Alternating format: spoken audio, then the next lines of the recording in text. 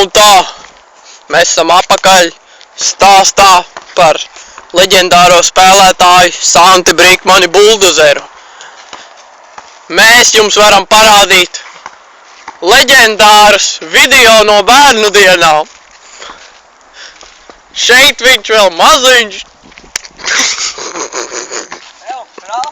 Šeit viņš vēl maziņš.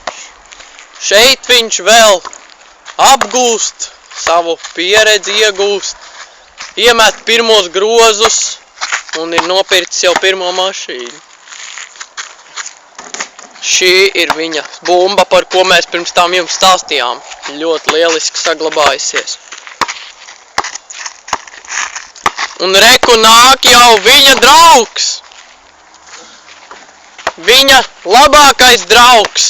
Ralfs Bezdibens. Ralfs Bezdibens. Leģendārs Santa Brīkmaņa buldozera partneris. Vienmēr ir bijis kopā smagajos brīžos, kad Santim ir smagi. Viņš atbalstīja viņu ik visur. Šeit viņš arī trenējās. Bet šis tomēr ir stāsts par Santi Brīkmani, leģendāro 100-kārtējo MVP ieguvēju.